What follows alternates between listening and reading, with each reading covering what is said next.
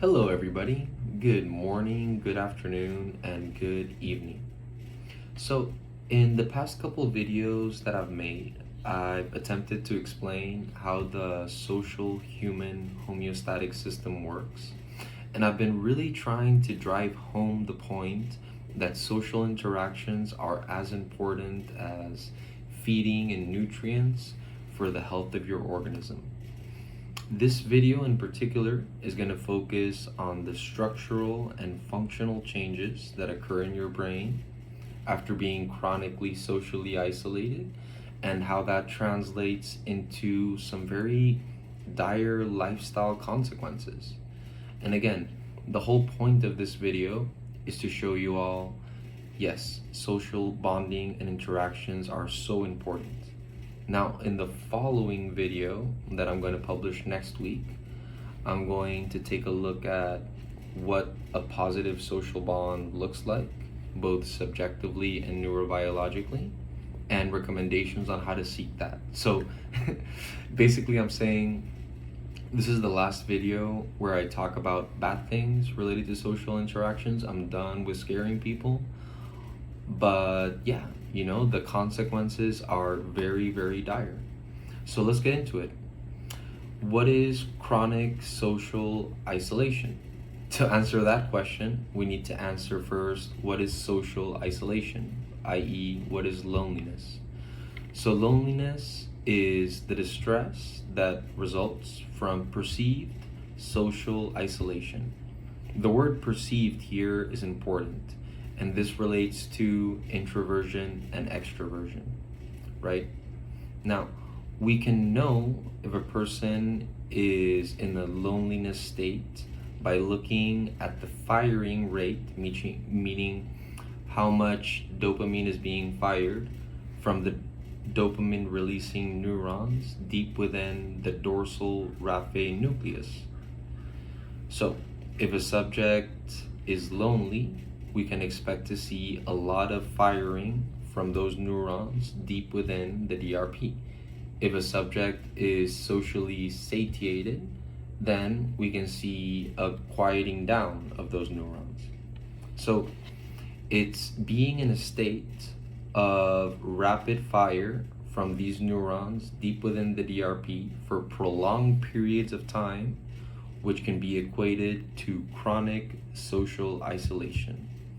Now, this causes all the bad consequences that we're going to explore in this video. And matters get even worse because we also have the accumulation of the neuropeptide Tye KM, specifically neurokinin B, whose consequences I've already explored in a previous video. Yes, they're scary, so we don't have to revisit that.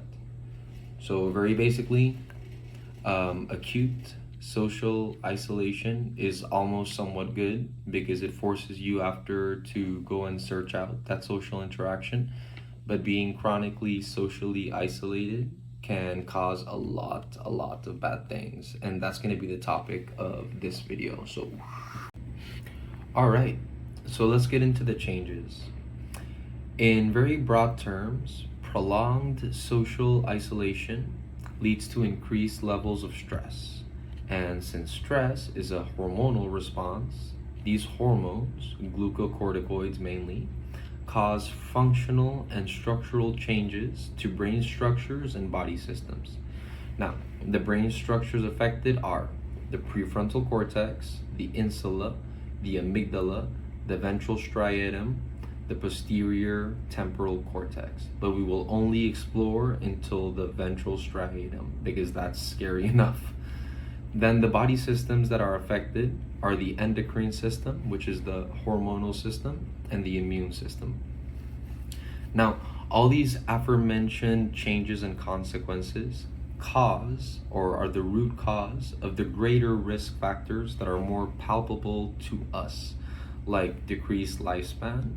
There's an average of 25 years less decreased lifespan, increased risk for cardiovascular disease, neurodegenerative disease like Alzheimer's. In fact, there's a 22% increase of developing Alzheimer's in old age if you've been chronically socially isolated in your youth. So that's insane. So what I'm going to do right now, actually, is I'm going to talk about the more palpable consequences. So you have this first in the video, and then I'll go into the more specific brain areas affected. If y'all are interested in that, then you can hang around. So I'm going to go down. I'm kind of changing the plan on the run. So the palpable brain consequences are reduced ability to regulate emotions, to make decisions, reduced ability for interoception, which is sensing inside of oneself, reduced ability to feel empathy and interpret others' emotions, potential for overgeneralized anxiety, reduced motivation and drive. And that's just the brain. Now let's go over to the general health consequences. We have a decreased lifespan, so it wasn't a 26 year, it was a 26% reduction in lifespan. We have an increased risk for neurodegenerative disease like Parkinson's or Alzheimer's, a 22% increase. And heck, some studies have even shown that chronic loneliness is as unhealthy as smoking 15 industrial cigarettes a day. So, yeah, that's scary. Heck, I'm gonna change the video one more time. Before going into the nitty-gritty of actual brain changes, let me give you all some recommendations. First, identify where your baseline social homeostatic line is. Are you the kind of person that going to one dance class a week and having a coffee with one friend is enough? Or are you the kind of person that needs more? Determine that and set that baseline. 2, stay in that baseline, even a bit below for a stretch, a couple weeks or a couple months. This is for you to get used to operating in that baseline, and we force you to go a little bit below it so you start feeling that hankering of more social bonding. 3, start adding one weekly social activity at a time. So go to a painting class Saturday mornings, go to a running club Mondays after work, stop by your mother's house for goodness sake and invite her a cup of tea or a coffee once a week. Now, number 4, even though adding one extra activity per week is going to make you a little bit uncomfortable and take you outside of your comfort zone, there's no need to be too uncomfortable. So if it's making you feel really bad and you see yourself not enjoying your days, scrambling for time, then hey, reduce it. Go to your baseline again and start over. If you were training weights, you wouldn't load up a squat rack with like 1,000 pounds on your first try, right? But you're gonna go up to it. And the social homeostatic circuit is no different. You have to take it by baby steps. Back to the steps. Number 5, say that you've added already one weekly activity. It hurt at first, then you started craving it, then you actually liked it. So step number 5 comes in. You take notes of how good you felt and the amount of time that it's taking you to get there. So you remember that I said that at some point you're gonna start craving that extra social activity that you added per week. So you want to take note of how long it took you to get there, because that's how long it takes for your particular social homeostatic circuit to upregulate. And number 6 would be when you start feeling an urge to socialize, even when you hadn't planned an activity for it, take a note of this too. This means that your social homeostatic circuit is upregulating even once more. So putting aside all the steps and everything, just in layman terms, it's about knowing what's right for you, adding one little activity per week, seeing how that feels. If it feels too harsh, take it out, and just like that, keep adding.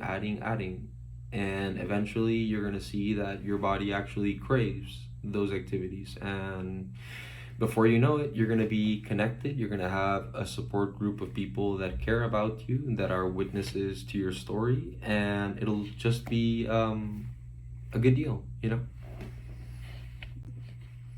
All right. And to those of you who are interested in brain things and stayed, thank you. I think that it's super interesting. Anyways, so we had mentioned that the main areas affected are the prefrontal cortex, the insula, the amygdala, and the ventral striatum. The prefrontal cortex, we've talked about it so much in my videos that y'all already pretty much know what its function is. We know that it's super important, basically. And the main effect that we can see in the prefrontal cortex after a prolonged or chronic even amount of time in social isolation is that there's a reduction of gray matter. So think of gray matter in the prefrontal cortex kind of like a muddy pool or a muddy soup that's made out of all the different connections between neurons.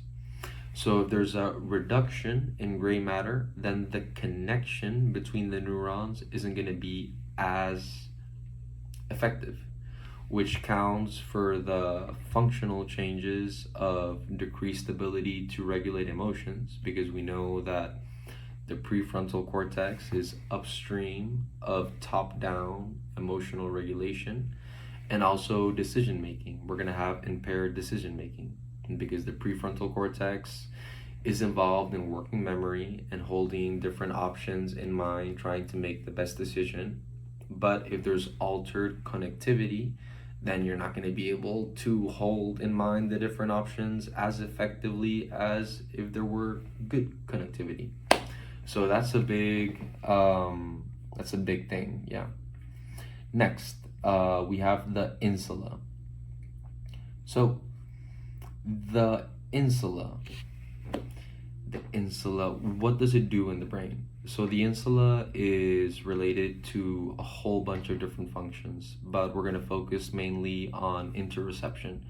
So feeling where your body starts, where it begins, feeling how you feel inside physically, that relates a lot to the insula, which is a very thin layer of brain at the top, kind of right over here. And it has two parts to it. So right insula and left insula, basically. Just fun stuff to know.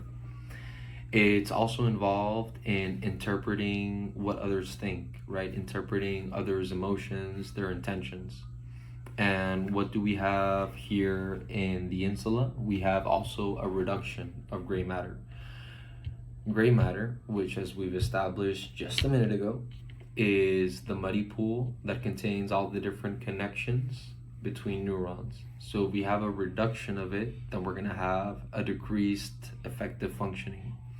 So we're not going to be able to feel our insides as well, and we're not going to be able to interpret feelings in others.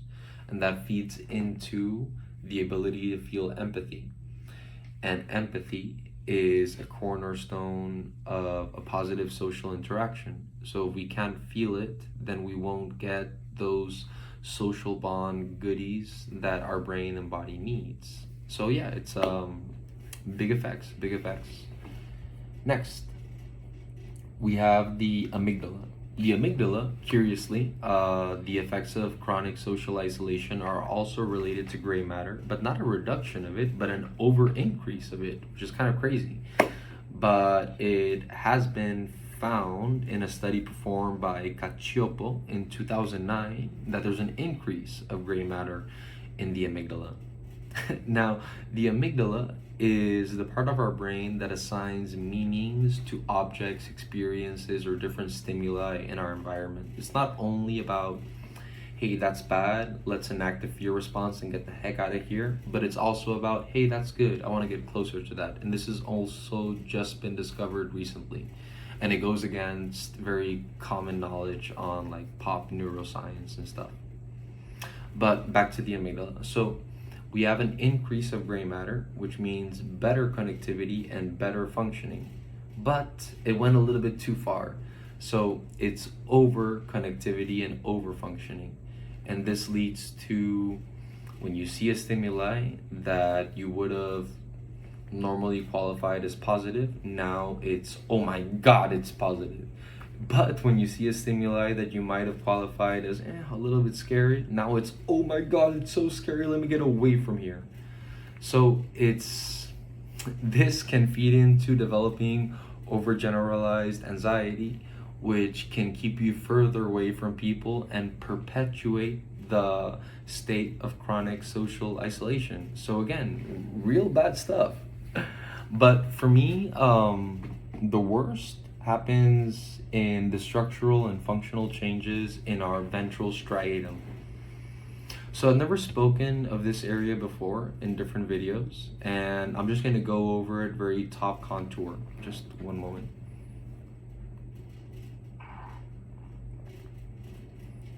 So the ventral striatum is almost like a very tightly packed collection of neurons. And inside of these neurons, we have some specialized neurons which release dopamine.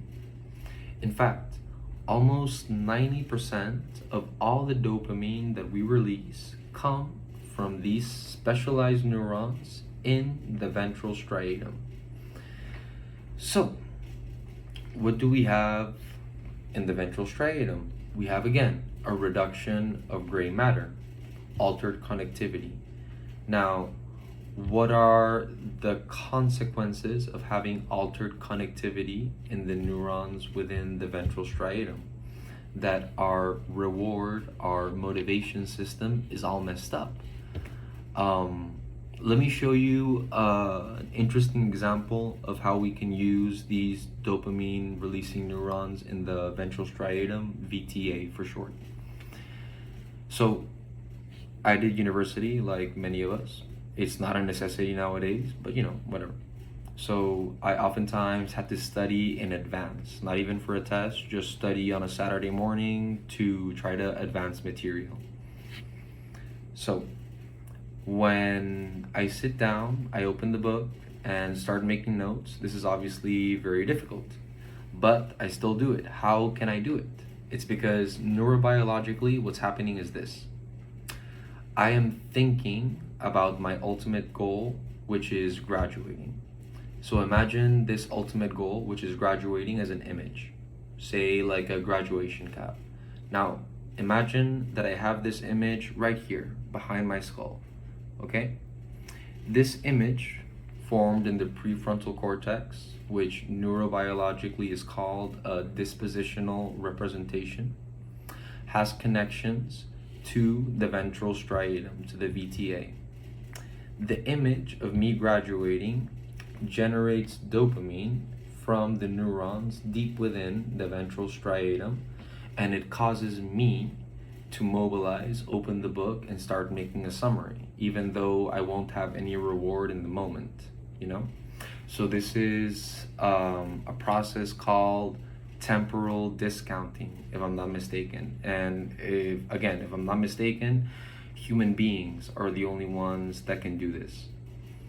And with chronic social isolation, the two elements involved in temporal discounting, which is such an important process in our cognition, are messed up. The prefrontal cortex and the VTA.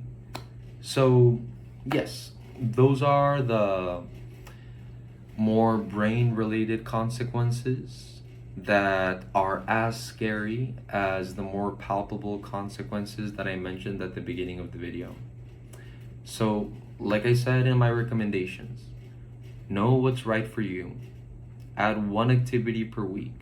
Don't pressure yourself too much. Add another activity per week. Go back and evaluate how you feel. Add another and another and another, because at the end, being socially connected, being in community with those around you is as important as eating food. So yeah, that'll be the last video where I scare y'all, and have a great weekend. Talk to you soon. Oh, and before I go, so I received a question today, and they asked me, what does a positive social bond looks like neurobiologically? And this will be the topic for next week or next month's video, but I'm going to give you all a hint or a short answer that's going to be explored deeper in next videos. The short answer is A positive social bond occurs when there's right hemisphere to right hemisphere synchrony and regulation between the two or more people interacting. Isn't that pretty cool? We'll explore this more in our next video. Have a good day.